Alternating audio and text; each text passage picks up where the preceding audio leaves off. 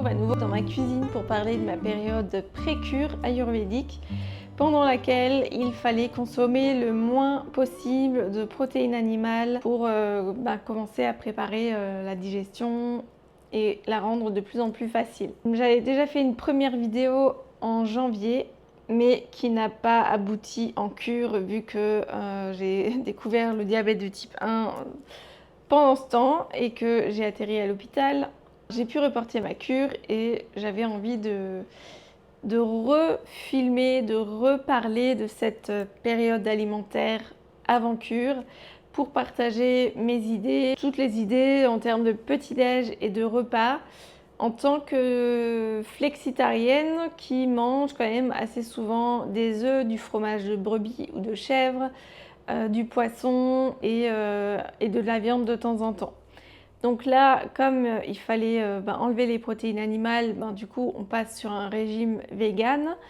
Mais comme je le disais dans la première vidéo, c'est pas juste une question de suppression de protéines animales quand on est vegan ou végétarien.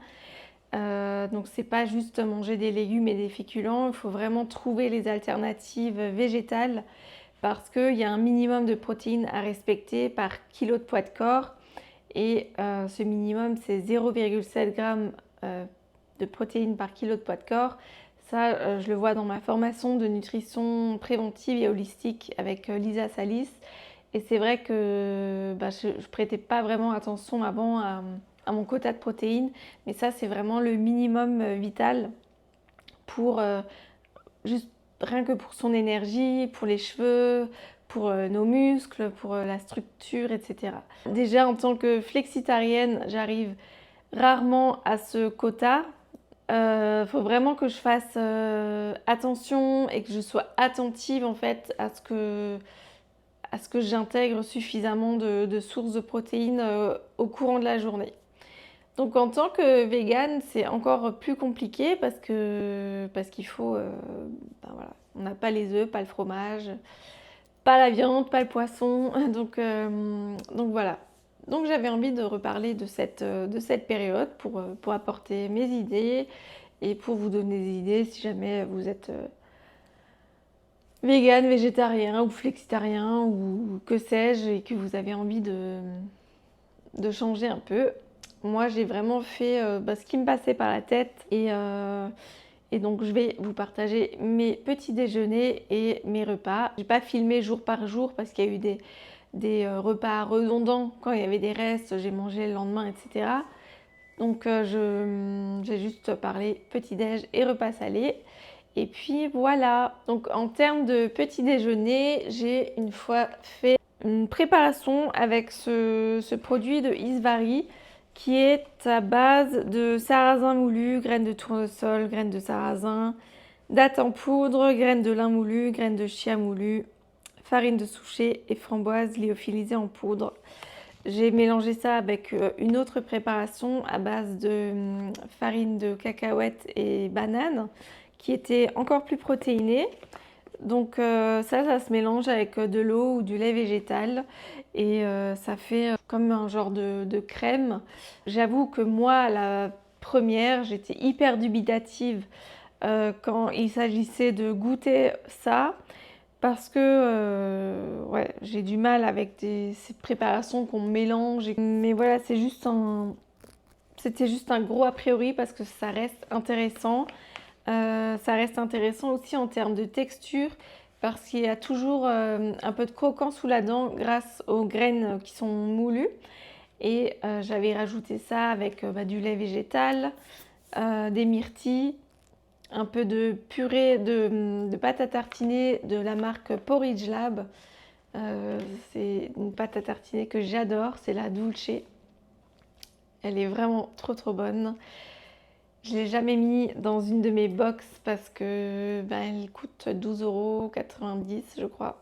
Donc ça reste un produit trop cher encore pour la box. Mais j'espère un jour pouvoir vous la faire découvrir et j'en parle déjà ici. Donc je suis déjà contente de le partager ici parce que si jamais vous jetez un œil au site, commandez cette pâte à tartiner Dulce, elle est trop bonne. J'ai aussi cette version au cacao. Ils font aussi une version cacao noisette. Ils font du maca ou massa vanille.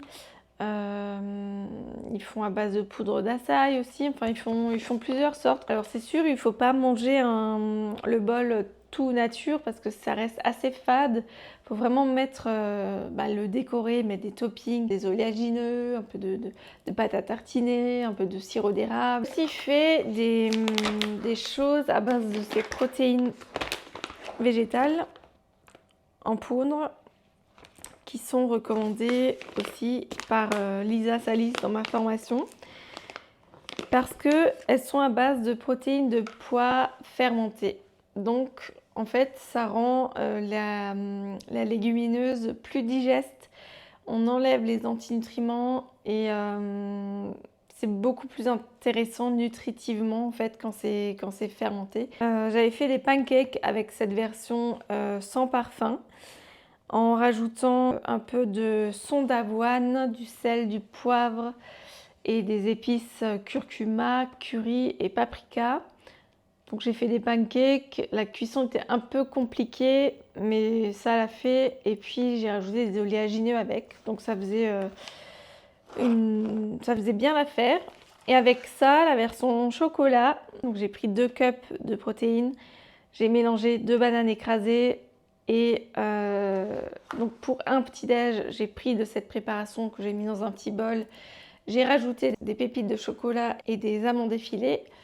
Et pour le reste de la préparation, j'ai rajouté un peu de farine de patate douce et du psyllium pour que ce soit plus simple à la cuisson, parce que je savais qu'avec ça s'était plus mal passé. Et c'était très correct. J'ai aussi fait un miam aux fruits une fois. Donc le miam aux fruits, ça vient de France Guillain. C'est de la banane écrasée mélangée à de l'huile de colza, du jus de citron, des graines de lin et de sésame moulu, des oléagineux et des fruits. Et j'ai rajouté moi des graines de chia dans ma préparation de banane écrasée. Donc voilà, avec les oléagineux, etc., ça reste, il y a quand même un apport en protéines.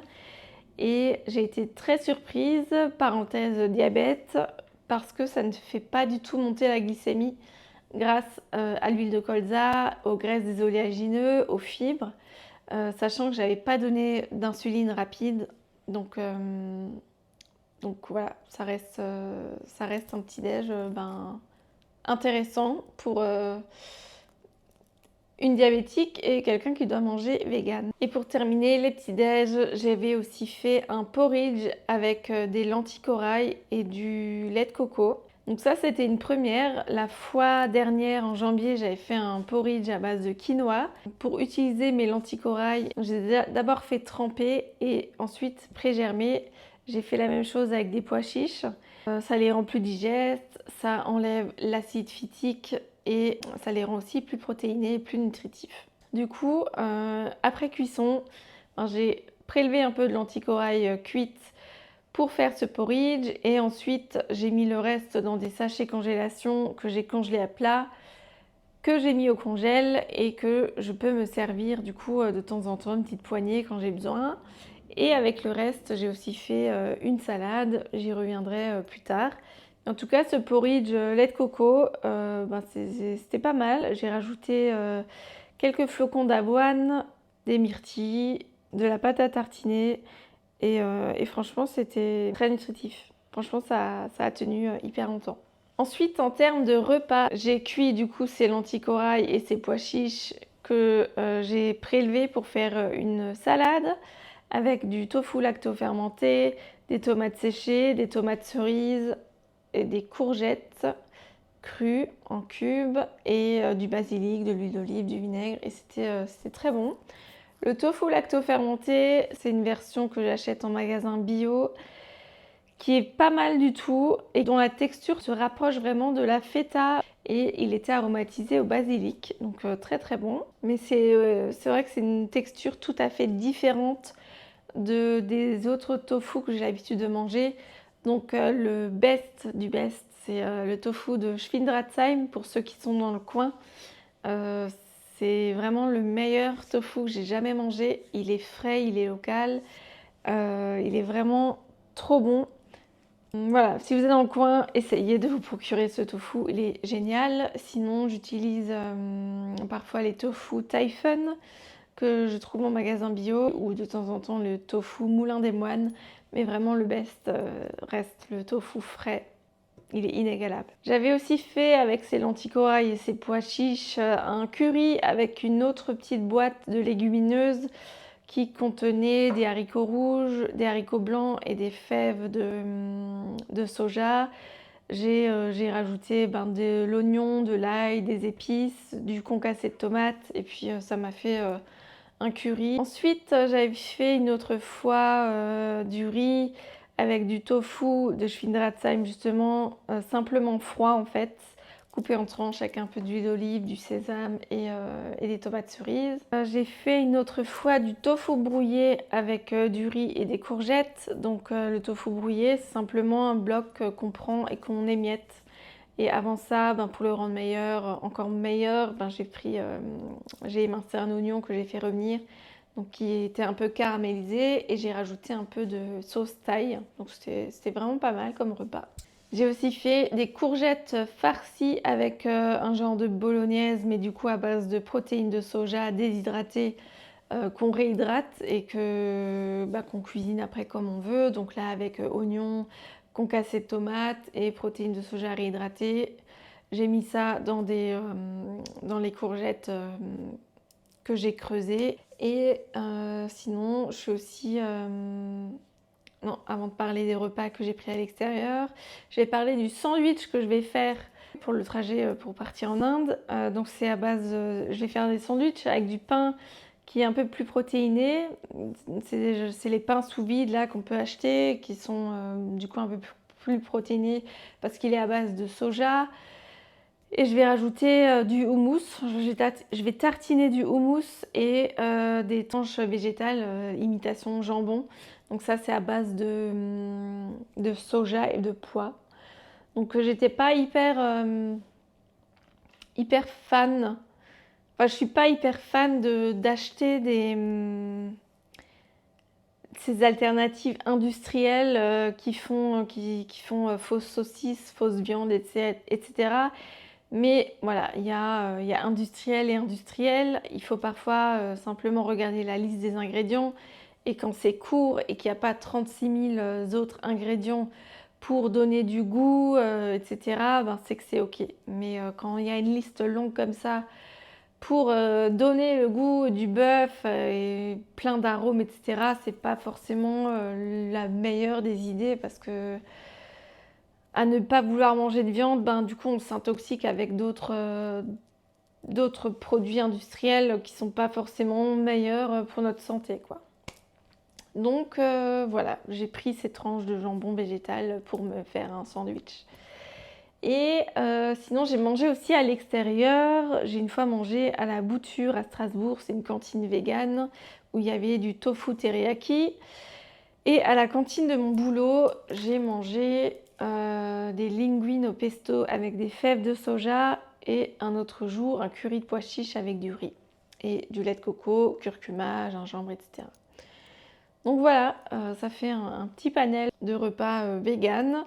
Alors moi, mon avis qui est personnel, c'est que c'est très redondant en soja, en tofu, en légumineuses. Donc voilà, moi je sais que c'est pas un régime que j'aimerais faire à long terme parce qu'il manque cette diversité et cette diversité de sources de protéines.